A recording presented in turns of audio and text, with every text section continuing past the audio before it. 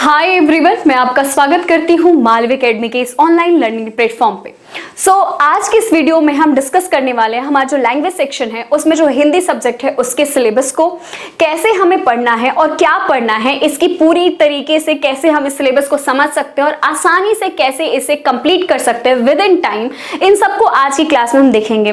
साथ ही साथ हम आज ये भी देखेंगे कि कैसे हमारे 2022 से लेकर के 2023 में हमारा जो पैटर्न है, हमारा जो सवाल पूछने का तरीका है वो बदला है, किस तरीके से एक फिक्स पैटर्न में सवाल आने लगे हैं और क्या परिवर्तन की हम उम्मीद रख रहे हैं 2024 के पेपर में।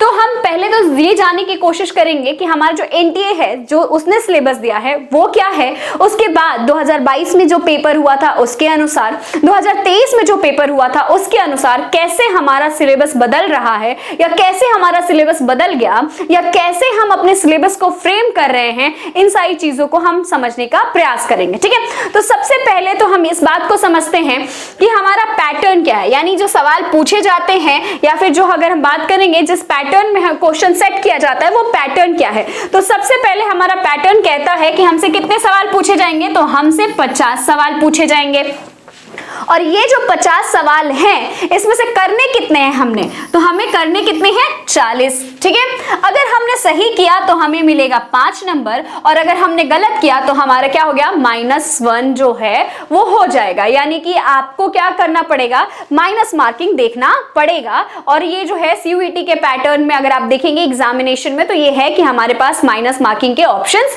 हैं। ठीक है, तो हमें क्या करना है, हमें दिमाग लगाकर संयम के साथ पेपर को देना है और बहुत ही कम मौके देने हैं उन्हें कि वो हमें हमारा मार्क्स क्या करे, काट ले। ठीक है, अब आते हैं यहाँ पे क्या है कि ये जो 40 क्वेश्चंस करने हैं 50 में से, तो ये टोटल मार्क्स कितने देंगे आपको, तो हमारा जो पूरा पेपर है वो कितने का होता है, 200 मार्क्स के होते हैं। ठीक है, अब यहां से अगर हम बात करें तो हमारी जो खुद से एक्सपेक्टेशंस क्या होनी चाहिए। यार खुद सोचो, आप जा रहे हो लैंग्वेज सेक्शन की प्रिपरेशन कर रहे हो और उसमें आपने हिंदी लैंग्वेज लिया हुआ है जो कि आपको पता है कि हमारी मातृभाषा है यार, हमारी राजभाषा है, हम वही पढ़ते हुए आए हुए, हमारा उस पर कमांड है। और अगर नहीं भी है तो हम थोड़ी सी मेहनत के साथ उसे बहुत ही अच्छे से समझ पाते हैं और उसका जवाब दे पाते हैं। ठीक है, तो अगर इसमें मुझे 200 में से अगर 200 नहीं आते हैं तो क्या खाक पढ़ाई करी हमने। एग्जैक्टली यही तरीका है जिससे आप अपने हिंदी सब्जेक्ट को डील कर सकते हैं। मैं ये एटीट्यूड इसलिए नहीं दे रही हूं कि आप ये समझ लें कि ठीक है यार हिंदी है, लास्ट मोमेंट में पढ़ लेंगे और चल जाएगा, हो जाएगा। नहीं, मैं ये जो चीज आपको बता रही हूँ इसलिए बता रही हूँ क्योंकि आपको क्या करना है, डेडिकेशन के साथ, कंटिन्यूटी के साथ आपको अभी से लेकर के पेपर तक क्या करना है, हर दिन थोड़ा वक्त देना है और आपको इसके सिलेबस को समझना है। इसीलिए सिलेबस इंपॉर्टेंट है क्योंकि एक बार अगर आपको सिलेबस समझ में आ गया तो आराम से आपको किस सेक्शन में काम करना है, कौन सा सेक्शन आपका वीक है, कौन सा सेक्शन आपका मजबूत है, उस पे आप काम करते हुए जाएंगे। देखिए एक बात बताती हूँ कि जब घर का निर्माण करते हैं हम तो नींव बहुत मजबूत रखते हैं, ठीक उसी तरीके से हमारा जो सिलेबस है ना ये हमें पता होना चाहिए। ये नहीं कि लास्ट के कुछ मंथ में जगह और हमें पता चले आए है ये तो हमारा सिलेबस है ये हम कर लेंगे, नहीं ऐसा नहीं होना चाहिए। सिलेबस को का मैं हमेशा कहती हूँ कि आपको क्या करना चाहिए, एक कॉपी लेनी चाहिए, या तो उस पर लिख लो या फिर प्रिंट करा लें आप और उसके बाद उसमें ऐसे लिख ले तो बेहतर रहता है कि आप क्या करेंगे, आप उस पार्ट को देखेंगे कि हाँ ठीक है इस पूरे पार्ट में से ये वाला सेक्शन मेरा बहुत अच्छा है तो मैं इसे क्या कर सकता हूँ, मैं इसे अभी फिलहाल के लिए थोड़ा थोड़ा प्रैक्टिस करूँ और ये जो बाकी के पार्ट है वो थोड़ा डिफिकल्ट है तो मैं अभी से ही इसके बारे में सोचना और इसका प्रैक्टिस करना शुरू कर दूं। तो ये एक अप्रोच होता है सिलेबस को लेने का, यानी कि हम सिलेबस को कैसे अपने जो पैटर्न है उसमें फिक्स कर पाएंगे, यानी कि अपने जो रूटीन है उसमें कहां पे इसको जगह दे पाएंगे। ठीक है, अब आते हैं कि सिलेबस जो है वो क्या कहता है हमारा एनटीए और उसके बाद हम बात करेंगे कि सिलेबस जो पेपर हुए हैं उसके बेसिस पे क्या कहता है। तो सबसे पहले एक लाइन लिखी गई है वो है, questions from the language section will be from the following topics but are not limited to. इस बट के बाद जो बात लिखी गई है वो सबसे ज्यादा इंपॉर्टेंट हो जाती है। ठीक है, उसके बाद अगर देखें तो भाषा अनुभाग के प्रश्न निम्नलिखित विषयों से होंगे लेकिन ये उन्हीं तक यानी कि इन्हीं तक सीमित नहीं है। यानी कि उन्होंने कहा कि आपको क्या कहा जा रहा है, जो पेपर सेट करने के लिए जिनको दिया जाता है उनके लिए कहा जा रहा है कि आपके पास एक ग्राउंड है।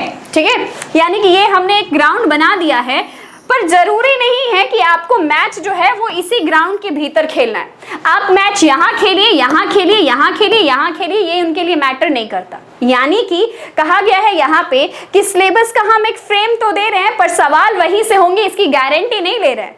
यानी आने वाले वक्त में हो सकता है कि पेपर का तरीका बदलता जाए और हमें उसके लिए तैयार रहना पड़ेगा। चलो अब हम बात कर लेते हैं कि एनटीए ने सिलेबस दिया क्या है। तो सबसे पहले उन्होंने कहा है कि हम क्या करेंगे, रीडिंग कॉम्प्रिहेंशन देंगे 3 प्रकार के, यानी कि अपठित गद्यांश होंगे हमारे पास 3 प्रकार के। पहला होगा फैक्चुअल, दूसरा होगा कथात्मक, तीसरा होगा साहित्यिक। अब ये जो वास्तविक है, वास्तविक का मतलब ये है कि अगर कोई इंसिडेंट हुआ, फॉर एग्जांपल अगर हम बात करेंगे तो हमारे पास कोविड आया, महामारी आई, ठीक है। कोविड के टाइम पे हमने देखा कि हमने लॉकडाउन देखा, हमारी जो दवाइयां थी वो कोई असर नहीं कर रही, कौन सी दवा असर कर रही है, कौन सी दवा एक्सपोर्ट हुई, कौन सी दवा इंपोर्ट हुई, ये सारी चीजें हमने देखी कोविड के टाइम में। यानी 2020 से लेकर के 2021 तक का जो पूरा सिनेरियो था, या फिर अगर कहें मिड 2022 तक का जो पूरा सिनेरियो था, वो कोविड के बीच में गुजरा हमारा, और हमने देखा सब कुछ कि ये चीजें ऐसे हुई, और ये फैक्ट है। इसमें कोई भी ऐसा नहीं है कि हाँ हमने 2 बातें इधर से जोड़ दी, 2 बातें ऐसी जोड़ दी, वो फैक्चुअल चीज है, तो वो क्या हो जाएगा, वास्तविक हो जाएगा, यानी वास्तविकता पे आधारित है। कथात्मक, हमने कोई कहानी उठाई, प्रेमचंद की कहानी उठा ली, निर्मल वर्मा की कहानी उठा ली, हमने अगर बात करें तो हम महादेवी वर्मा का कोई उपन्यास उठा लेते हैं, या फिर जयशंकर प्रसाद की कोई कहानी उठा लेते हैं, तो ये क्या हो गया, ये कहानी अगर हम उठा रहे हैं तो वो क्या हो गया, कथा हो गई। यानी कि सुनना होगा बचपन में मम्मी लोग या दादी लोग क्या करती, कहानियां सुनाया करती थी, तो वो कथा क्या हो गया, ये ऐसी हो गई। उसके बाद साहित्यिक, अब हमने किसी युग धारा को ले लिया, उसके बारे में हम बात कर रहे हैं, ये जो नामकरण हुआ वो कैसे हुआ उसके बारे में बात कर रहे हैं, तो ये क्या हो जाएगा, ये साहित्यिक हो जाएगा। तो ये 3 प्रकार का उन्होंने कहा कि रीडिंग कॉम्प्रिहेंशन आपके होने वाले हैं, यानी अपठित गद्यांश होने वाले, ठीक है। अब आ जाते हैं, उन्होंने कहा मौखिक दक्षता, यानी वर्बल एबिलिटी हम पूछ लेंगे भाई, ठीक है। उसके बाद उन्होंने कहा भागों को पुनर्व्यवस्थित करना है, यानी कि एक वाक्य दिया होगा, वाक्य को तोड़ कर दिया गया होगा, आपको क्या करना है, उन सबको एक साथ अरेंज करना है और एक संपूर्ण वाक्य का निर्माण करना है, ओके। उसके बाद कहते हैं कि सही शब्दों का चयन, फिलिंग द ब्लैंक दिया होगा, उसके बाद कहा जाएगा कि यहाँ पे कौन से शब्द का जो है हमें चुनाव करके भरना है, यानी कि यहाँ पे सही शब्द कौन सा होगा जो इस पूरे सेंटेंस को पूरा कर रहा होगा। उसके बाद आ जाते हैं तो परिवाची और विलोम, ये शुरू से, यानी कि जब से हमने अच्छे से हिंदी को अपने क्या किया है, अपने सिलेबस में इंक्लूड किया है, यानी अपने पाठ्यक्रम में इंक्लूड किया है, तब से हम परिवाची और विलोम को पढ़ते आ रहे हैं, ठीक है। तो ये कुछ भी नया नहीं है। उसके बाद शब्दावली, यानी जैसे हमारा वोकैबुलरी होता है, जैसे हम बात करते हैं इंग्लिश में कि हाँ ये वोकैबुलरी, ये शब्द इसका अर्थ ये हो गया, या फिर ये शब्द जो है ये पहले आता है, या फिर दूसरा शब्द जो है ये बाद में आता है, ये सारी चीजें हम कहाँ पढ़ते हैं, ये शब्दावली के अंतर्गत पढ़ते हैं। जैसे इंग्लिश की डिक्शनरी होती है, ठीक उसी तरीके से आपकी हिंदी की भी डिक्शनरी होती है, तो उसमें जो शब्द हैं उनके जो अर्थ हैं, उससे रिलेटेड जो दूसरा शब्द है, उससे जो सूत्र संबंधार्थक शब्द लग रहे हैं या फिर सेम अर्थ देने वाले शब्द लग रहे हैं, उन सब के बारे में जानकारी हमें डिक्शनरी में मिलती है। तो उसी से रिलेटेड जो चीजें होती है उसको हम कहाँ देखते हैं, वोकैबुलरी में, ठीक है, यानी कि शब्दावली में। ये है आपके एनटीए के द्वारा दिया गया सिलेबस, यानी कि आपका जो एनटीए सिलेबस दे रहा है आपको, जिसके आधार पर कहा जा रहा है कि हम पेपर का निर्माण करने वाले हैं, यानी पेपर सेट करने वाले हैं, वो ये है। लेकिन कहानी इसके बिल्कुल विपरीत है। जो हम देख रहे हैं और जो हम देखते हैं एग्जामिनेशन में, वो दोनों बिल्कुल ही अलग होते हैं। यानी कि अगर हम कहें तो जब हम मूवी देखने जाते हैं तो एक आता ना, पहले ही कह दिया जाता है कि इनका सत्य घटनाओं से कोई मतलब संबंध नहीं है, या फिर ये सत्य घटनाओं पर आधारित नहीं है। ठीक उसी तरीके से एनटीए का सिलेबस भी सत्य घटनाओं पर आधारित नहीं है। सत्य घटनाएं वो हैं जो इसके बाद हम देखने वाले, ठीक है। अब 2022 और 2023 को मद्देनजर रखते हुए एक सिलेबस तैयार किया गया है, जिसके अनुसार हम मानकर चलते हैं कि आने वाले वक्त में भी ऐसे ही सवाल पूछे जाएंगे और इन्हीं को आधार बनाया जाएगा, ठीक है। अब जैसे मैंने बात किया कि 2022 में जो पेपर हुआ था, तो ये जो 6 आप पीछे सेक्शंस देख रहे हैं जो कि एनटीए ने दिया है, वही सिलेबस हमारे पास था। पहली बार पेपर 2022 में हुआ था, हमें आइडिया ही नहीं था कि क्या होगा और क्या नहीं होगा। फिर भी हमने बच्चों को सब कुछ पढ़ाया, क्योंकि हमें पता है कि क्या क्या पार्ट होता है जो आपके इस 12th तक की क्लास के लिए इंपॉर्टेंट होता है। तो हमने पूरा सिलेबस कवर किया। वहां पे कुछ बच्चों का रिएक्शन ये था कि ग्रामर क्यों पढ़ेंगे, व्याकरण से हमारा क्या लेना देना, सिलेबस में तो व्याकरण लिखा नहीं है। लेकिन 2022 का जो पेपर आया उसने एक रियलिटी चेक दिया सबको कि भाई साहब देखिए ऐसा है कि हमने पहली लाइन में कह दिया है सीमित नहीं है, यानी कि हम कुछ भी पूछेंगे। तो उन्होंने कुछ ग्रामर के भी सवाल पूछे, संधि समास से बहुत अच्छे अच्छे सवाल पूछे, तो बच्चों को लगा कि हाँ ठीक है चलिए अब ग्रामर पढ़ते हैं। लेकिन एक चीज और हो गई, वो क्या हुआ कि 2022 के पेपर के बाद बच्चों को ये लगा कि अरे यार पेपर तो बहुत आसान है, थोड़ा सा और मतलब थोड़ा पढ़ाई करके हम आराम से कर सकते हैं। लेकिन 2023 के पेपर ने एक और रियलिटी चेक दिया उन्हें, वो क्या कि आप 2022 के जो पेपर का पैटर्न है उसको बेस नहीं बना सकते हैं अपने 2024 के प्रिपरेशन के लिए, या फिर 2023 के पेपर को आप बेस नहीं बना सकते हैं 2024 के पेपर के पैटर्न के लिए, क्योंकि हर साल एनटीए अपने ही पेपर के पैटर्न में परिवर्तन ला रहा है और आने वाले वक्त में नहीं लाएगा, इसकी कोई गारंटी नहीं ले सकता है। यानी कि हमें हर तरीके से खुद को प्रिपेयर करना होगा कि आने वाले वक्त में भी हम क्या कर सके, हम अपने सारे क्वेश्चंस को अटेम्प्ट कर सके। जो 50 क्वेश्चंस दिए जा रहे हैं वो ऐसा हो कि वो 50 हमें आ रहा हो और हमें मुश्किल हो कि हम 40 कौन सा करें, तो उसके लिए हमें प्रिपेयर होना है। ठीक है, अब आते हैं कि हमारा 22 और 23 दोनों के पेपर के अनुसार हमारा सिलेबस क्या बनता है, वो हमसे सवाल क्या करता है। ठीक है, तो सबसे पहले और सबसे ज्यादा इंपॉर्टेंट 2022 में जब हमसे पूछा गया था तो सिर्फ हमें अपठित गद्यांश पढ़ने थे, यानी कि हमारे पास अपठित पद्यांश नहीं थे।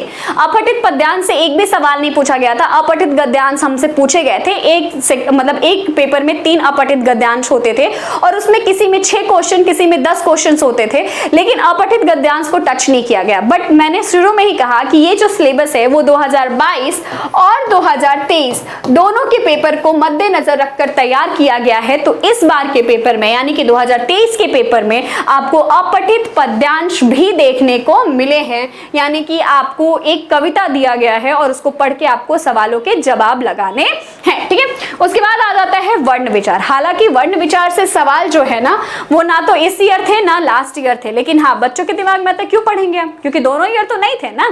पर बात यह है बेटा, अगर वर्ण विचार आपको नहीं पता है तो आप छंद कैसे पढ़ोगे, आप संधि कैसे पढ़ोगे, तो आपको वर्ण विचार पढ़ना ही है। ओके, उसके बाद आ जाता है हमारा शब्द विचार। अब ये शब्द विचार किसे कहते हैं, तो जब हम वर्ण को जोड़ते हैं, शब्द बनाते हैं, जैसे मैं अभी आपसे बात कर रही हूँ, बात करने के लिए मेरे पास शब्द तो होने चाहिए ना। कहते हैं ना कभी कभी कि अरे यार आपकी तारीफ में हमारी ना शब्दकोश जो है वो खाली पड़ गई। ठीक है, अब ये क्या, हमारे पास शब्द होने चाहिए तभी तो हम कुछ कह पाएंगे।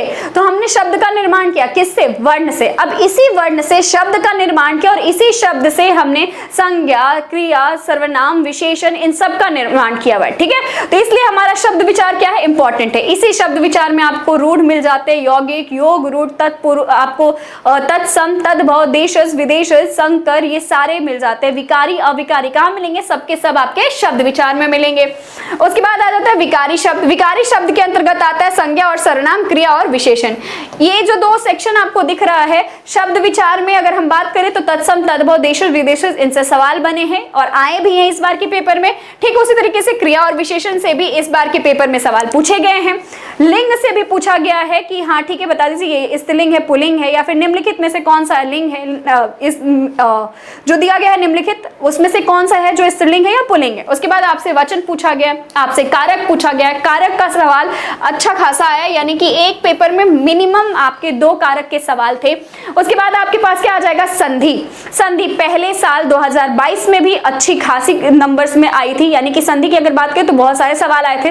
ठीक उसी तरीके से अगर हम बात करें तो 2023 के भी पेपर में संधि के सवाल देखे गए, वो भी मैच द फॉलोइंग के फॉर्मेट में, यानी कि मिलान करने के फॉर्मेट में। तो आप समझ लो कि एक क्वेश्चन में आपको 4 संधि मिलेगा, यानी 2 क्वेश्चन अगर आ गया तो आपको 8 संधि मिलेगा। तो आपको वो समझना पड़ेगा कि हमारे लिए क्या इंपॉर्टेंट है। ठीक है, उसके बाद आ जाते हैं रस की बात कर लेते हैं, तो रस से भी सवाल पूछे गए। उसके बाद हम अलंकार और छंद की बात कर लेते हैं, तो अलंकार और छंद से भी सवाल पूछे गए। उसके बाद अनेक शब्दों के एक शब्द, अनेकार्थी, समानार्थी, श्रुति संभिन्नार्थक शब्द, ये पूरा का पूरा जो सेक्शन है, मुहावरे, लोकोक्तियां, विलोम और परिवाची, ये सारा जो सेक्शन है ना आपका वो ऐसा है जिसको आप खुद से कवर कर सकते हैं। यानी कुछ भी ऐसा नहीं है इसमें जिसमें आपको दिमाग लगाना पड़े या फिर आपको एक्स्ट्रा अटेंशन देने की जरूरत है। जैसे हम हंसी मजाक आपस में करते हैं, ठीक उसी तरीके से अगर हम बातचीत में इन सबको इंक्लूड करें तो शायद हमारे लिए आसान हो जाएगा। फॉर एग्जाम्पल मान लो अगर आप अपने दोस्त से बात करो तो आप ऐसे कह लो ना यार कि पार्टी देने के नाम पे वो रफ्फू चक्कर हो गया ना, मुहावरा तो आ गया। ठीक उसी तरीके से आपको ऐसे ही क्या करने हैं, टर्म्स के का प्रयोग करके और आपस में बातचीत करते करते समझ लेना। जैसे कि मैंने दोस्त नहीं बनाया, वो तो आस्तीन का सांप निकला। तो ये सारी चीजें क्या हो गई, आपको ऐसे ही फॉर्मेट में हंसी मजाक में इन सबको इंक्लूड करके अपने आप को क्या करना है, थोड़ा सा एडवांस बनाना है। देखो हार्ड वर्क बहुत जरूरी होता है, नो डाउट, लेकिन हार्ड वर्क के साथ साथ अगर स्मार्ट वर्क करते हो ना तो आपकी जो अचीवमेंट है वो शायद बहुत ज्यादा मुश्किल ना लगे आपको, या फिर वो स्ट्रगल ना आपको समझ में आए। तो हमें smart work and hard work दोनों में बिलीव करना चाहिए। ठीक है, तो आपको क्या करना है, इसको हंसी मजाक में उसी तरीके से खेलते कूदते याद कर लेना और बहुत आसानी से हो भी जाएगा, इसमें कुछ भी ऐसा मुश्किल नहीं है। अब आ जाते हैं काल। काल से भी सवाल पूछे गए हैं, मतलब कि कौन सा काल भविष्य है, भूत है। आप इसको बहुत अच्छे से समझ रहे होंगे कि पास्ट, प्रेजेंट एंड फ्यूचर। आपको पता है कि पास्ट को लेकर चलेंगे तो प्रेजेंट खराब हो जाएगा और फ्यूचर को सोचेंगे तो भी प्रेजेंट खराब हो जाएगा, यानी प्रेजेंट में जिया करें, ऐसा बहुत सुना होगा, बस इसी को पढ़ना है हमें कहा, काल में। ठीक है, अब आ जाते हैं अविकारी शब्द। अविकारी शब्द, उनके भेद और कौन से जो शब्द हैं वो अविकारी कहे जाते हैं, ये सारी चीजें हमें समझनी है। उसके बाद हम वाक्य को पढ़ेंगे। अब अगर हमें वाक्य को अरेंज करना है तो वाक्य को पढ़ना होगा ना, हमें पता होना चाहिए ना कि यहाँ पे की जाएगा या सो जाएगा या जो जाएगा, यानी यहाँ पे मिश्र है, संयुक्त है, या फिर अगर हम बात करें तो हमारा सरल वाक्य। ठीक है, उसके बाद वाच्य के बारे में बात करेंगे, वाच्य को समझेंगे कि कौन सा कर्तृ है, कौन सा कर्म है, कौन सा भाव है, तो ये सारी चीजें देखेंगे। उसके बाद समास। समास में समझेंगे कि समास का निर्माण कैसे होता है, समास का दूसरा अर्थ क्या हो सकता है, समास की परिभाषा क्या है, समास के कितने भेद हैं, द्वंद्व किसे कहते हैं, द्विगु किसे कहते हैं, तत्पुरुष क्या है, बहुव्रीहि क्या है, ये सारी चीजें कहाँ पढ़ेंगे हम, समास में।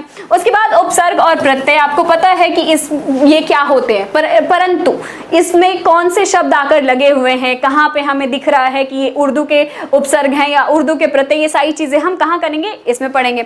उसके बाद एक इंटरेस्टिंग चैप्टर या फिर अगर हम कहें एक इंटरेस्टिंग पार्ट जो 2022 में नहीं मिला था पर 2023 में इंट्रोड्यूस हुआ, और ये हर एक सेट में ऑलमोस्ट आपको मिला है, किसी एकाध में नहीं मिला होगा, लेकिन ये जो सेक्शन है ये इस बार 2023 में देखा गया है, पत्र लेखन। इससे पहले मैंने 2022 के सेक्शन में नहीं देखा था कि पत्र लेखन आपसे पूछा गया हो, जहां पे आपसे कहा जा रहा है कि हाँ बता दीजिए कौन सा ऑफिशियल है कौन सा अनऑफिशियल है।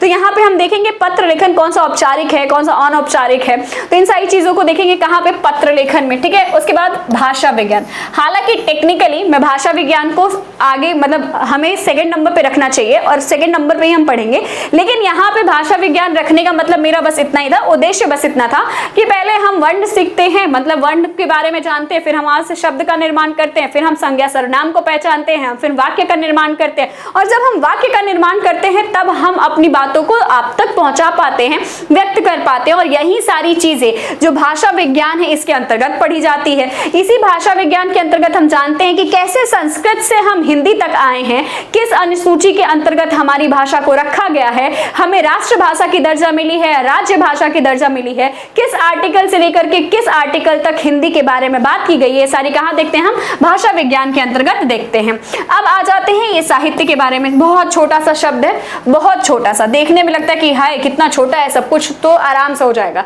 लेकिन ये जितना छोटा दिख रहा है उतना ही गंभीर है, यानी कि पूरा अथाह सागर है। इससे अगर मैं चाहूंगी तो हो सकता है कि 2 बूंद आप तक पहुंचा पाऊं और 1 बूंद अपने तक रख पाऊं, पर अगर मैं कहूं कि मुझे सब कुछ पता है साहित्य के बारे में तो शायद मैं गलत हो जाऊंगी, कि ये क्योंकि माना जाता है कि हमारा जो लिटरेचर होता है, साहित्य, किसी भी भाषा का साहित्य जो है वो अथाह सागर है। तो यहाँ से हमें क्या करने हैं, कुछ बूंद चुराने हैं। बूंद कैसे चुराने हैं, तो हमें थोड़े बहुत युग का परिचय लेना है, साथ ही साथ हमारे जो प्रमुख कवि हैं और जो रचनाकार हैं उनके बारे में पढ़ना है। फॉर एग्जाम्पल अगर हम बात करें तो कबीरदास की कौन सी रचना है, तुलसीदास की कौन सी रचना है, सूरदास किस काल के हैं, अगर हम बात करेंगे तो सेनापति, बोधा, ठाकुर ये कहाँ आते हैं, घनानंद जी किस युग के थे, विद्यापति ने किस भाषा में रचना की।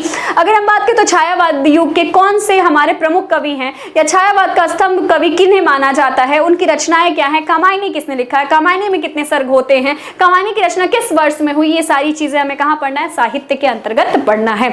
यानी इस में हमें देखना है कि जो प्रमुख कवि रहे हैं हमारे, जो प्रमुख रचनाकार रहे हैं, उनकी रचनाएं क्या है, किस वर्ष में पुरस्कार मिला, किस वर्ष में प्रकाशित हुई, ये सारी चीजें हमें कहाँ देखना है, अपने साहित्य में देखना है। ठीक है, ये हो गया। यहाँ पे अगर मैं बात करूं तो ये हमारा पूरा का पूरा वो सिलेबस है जो कि हमने 2022 और 23 के पेपर को देख करके बनाया है। ठीक है, ये हमारा पूरा सिलेबस है। अब एक बार हम अपने पैटर्न को देखते हैं। सबसे पहले हमने ये देख लिया कि हाँ हमारे पास क्या है, एक मैप बना हुआ है।